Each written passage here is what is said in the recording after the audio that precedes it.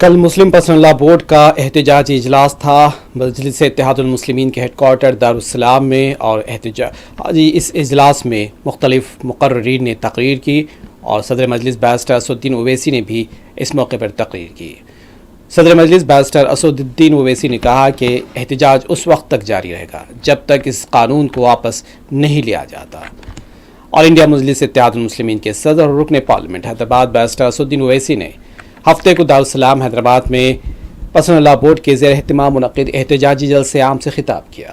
صدر مجلس کا کہنا تھا کہ وقف ترمیمی قانون کے خلاف احتجاج اس وقت تک جاری رہے گا جب تک حکومت اسے واپس نہیں لیتی۔ بیرسٹر اویسی نے کہا کہ جس طرح کسانوں نے متنازع زرعی قوانین کے خلاف پرامن احتجاج کے ذریعے کامیابی حاصل کی، اسی طرح ہم بھی اس کالے قانون کے خلاف پرامن جمہوری جدوجہد جاری رکھیں گے۔ بیرسٹر اویسی نے خبردار کیا کہ وقف ترمیمی قانون کے نتیجے میں اتر پردیش میں 500 وقف جائیدادیں پہلے ہی سرکاری ملکیت قرار دی جا چکی ہیں۔ بیرسٹر اویسی نے بی جے پی کے ان قائدین پر تنقید کی جو وقف ترمیمی قانون کی مخالفت کرنے والوں کو مذہبی جنگ کی دھمکی دے رہے ہیں۔ انہوں نے کہا کہ بی جے پی خود آئین کے خلاف جنگ چھیڑ رہی ہے۔ انہوں نے کہا کہ بی جے پی یکساں سول کوڈ نافذ کر کے شریعت اپلیکیشن ایکٹ کو ختم کرنا چاہتی ہے جو ڈاکٹر بی آر امبیڈکر نے آئین میں شامل کیا تھا۔ ہندوستان کی خوبصورتی نریندر مودی نہیں بلکہ ملک کے لوگوں کی بھائی چارہ اور اس کے منادر، مساجد اور درگاہ ہیں۔ انہوں نے خبردار کیا کہ جو لوگ ان اداروں کو کمزور کرنے کی کوشش کر رہے ہیں وہ ملک کو کمزور کر رہے ہیں۔ وہ ہم کو مٹانا چاہتے ہیں اور ہم ان کو یہ بتانا چاہ رہے ہیں کہ ہم اپنے آپ کو مٹنے نہیں دیں گے۔ انشاءاللہ تعالی جمہوری طریقے سے تم مٹ جاؤ گے۔ ہم ان کو بتانا چاہ رہے ہیں کہ ہم جھکنے والے نہیں ہیں۔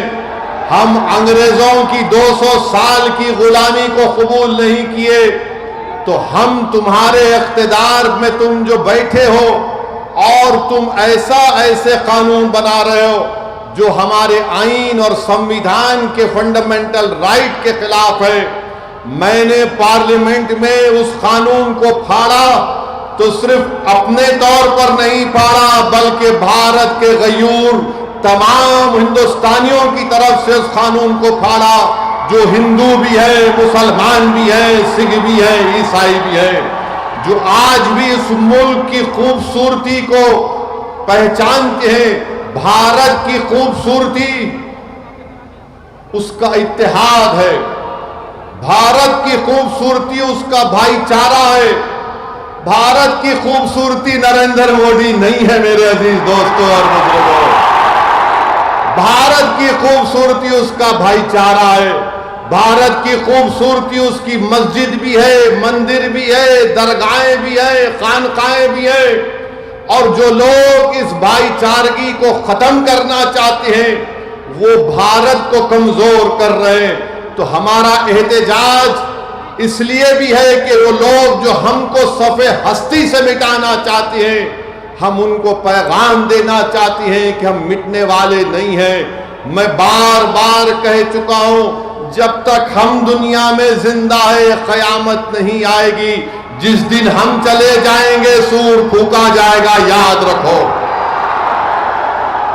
اور اگر بی جے پی یہ سمجھ رہی ہے کہ انہوں نے 2014 میں اقتدار پر آئے تو پہلے ٹرپل طلاق کا ایسا قانون بنایا جو مسلم خواتین کے خلاف بنایا، پھر اس کے بعد انہوں نے CAA کا قانون مذہب کی بنیاد پر بنایا، پھر اس کے بعد انہوں نے UAPA کے قانون کو گندے طریقے سے اس کو اور طاقتور بنا دیا، پھر اس کے بعد انہوں نے مذہب تبدیلی کا قانون اپنی بی جے پی جہاں پر اقتدار میں ریاست میں بنایا، پھر اب وہ یونیفارم سول کوڈ بنانے کی بات کر رہے ہیں۔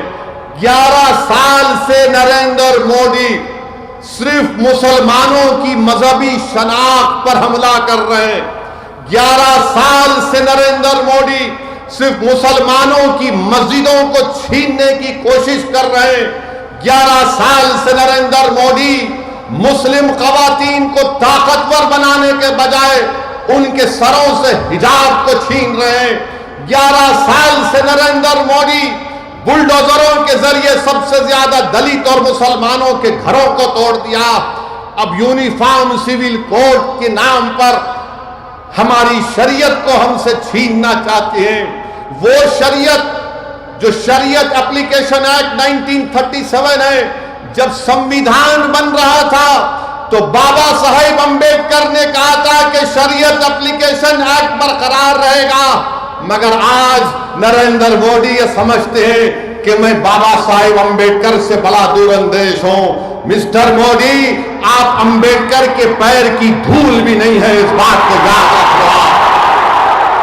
میرے عزیز دوستوں اور بزرگوں، اور دوسری بات یہ، میں آپ سے کہہ رہا ہوں کہ اپنے صفوں میں اتحاد کو مضبوط رکھیے. یہ لڑائی جو آپ اور ہم مل کر اپنے دیگر سیکولر ہندو بھائیوں کے ساتھ، سکھ بھائیوں کے ساتھ لڑ رہے ہیں، یاد رکھو بی جے پی سنگھ پریوار ہمارے صفوں سے بعض میر جعفر، میر صادق کو کھڑا کرے گی. ان سے احتیاط کرو. مگر آج معلوم ہوا کہ جعفر پاشا میں کشف و کرامات بھی ہے.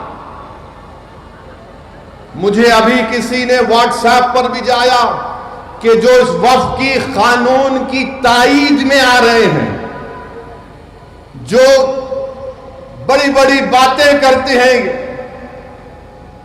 خواجہ اجمیری کے آستانے سے ان کا تعلق ہے، جعفر پاشا کی تقریر کو لائیو بیٹھ کر دیکھ رہے تھے.